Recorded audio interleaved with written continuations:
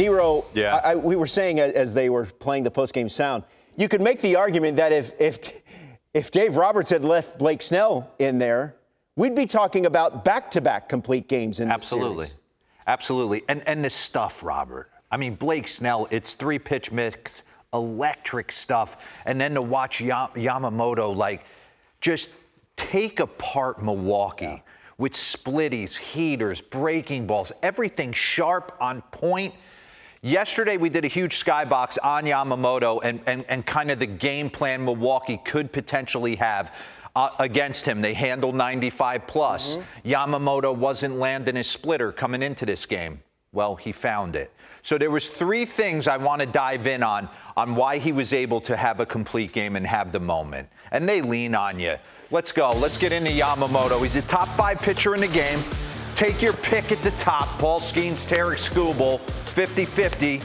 Some would like the lefty, some would like the righty. And then after that, Yamamoto slotting in 3-4-5 somewhere along the line. You take a look at it. His ERA is 5th in the league. His expected ERA is 3rd in the league. The stuff he can control, fielding independent pitching, is at 2.94. That's 8th best.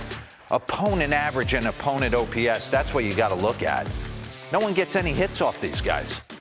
So we worry about racing to get to the bullpen in October. The Dodgers are doing the complete opposite. We're not even going to put our bullpen out there. We're just going to keep running starters out there.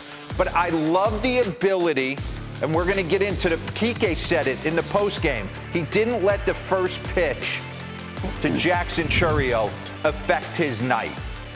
Get me over, 4-seam heater, middle away. We all wait for it, and we all wonder, is he going to swing, is he not? Well, he decides to swing, goes opposite field homer. But look at the adjustment he's able to make after Jackson Chourio takes him deep. Look at that. After that pitch, 4-seam sinker, 0-0 heater was kind of off the table. He threw it 12.5% of the time. How'd he start you? Splitter 31% of the time. Curveball 44% of the time. Cutter 12.5. So you couldn't just go up and go into ambush mode. Although it appeared, and we'll get into it, it did appear Milwaukee made a concerted effort. They were going to come out swinging because he had like 50, 60 pitches and was cruising in the 5th or 6th inning. So I thought that was interesting. We could dive in the adjustment and the ability to get right off first pitch heater. And then like William Contreras comes to the box, it's get me over breaking ball. No one's swinging at that pitch unless you're hunting it, 0-0. How about a splitty to Bryce Terang to start the AB? So he's got the ability to get ahead, multiple weapons, put you away with multiple weapons, and keep you out of the air. Starting pitcher to rank in the 85th percentile in strikeout percentage and ground ball percentage this season. 14 ground ball outs last night. He was efficient. Nays is in my ear. Blake Snell had 11 in game 1. I just want to go through it and show how he attacks, keeps the ball down. He's got all weapons, all quadrants, different variations of a heater. You see it right there. Run that back. It looks like a nothing first pitch. This is a little cutter that looks like it would be a perfect pitch for him to drop the barrel on. 4-seam heater, let me run into this and get the crowd going. No, it's a little cut fastball, little cutter up top. Watch him just take him on a ride. We'll stay inside, then we'll throw a backdoor breaking ball. You could tell Christian's trying to process all of this. So what does he do processing? Let me stay back and see it deeper, and ends up getting jammed on 97. Mr. Durbin, get me over breaking ball, 0-0 that he lands. 96 black 4-seamer in, split off it, ground ball, and it was all night long. He could just throw that little splitty, get the lefties to roll over, little choppers to Tommy Edman and Freddie Freeman. Bryce Terang, same thing. The ability to keep the ball, that's one of the best hitting yards in the entire big leagues. And you see right here, Yamamoto, 2025 splitter usage. So he changed his ability to get ahead 0-0 after Chourio took him deep. He has the ability to keep you in the yard and keep you on the ground. And then yesterday we were talking about he didn't have his split the first 2 starts of the postseason. So maybe does he go away from that? Well, he went right back to it. Look at the splitter usage. Overall, regular season, 25.4. He's using it 16.7, and then the NLCS 30.6. But versus right-handed hitters, he almost completely took the split away. Last night, it was back in vogue.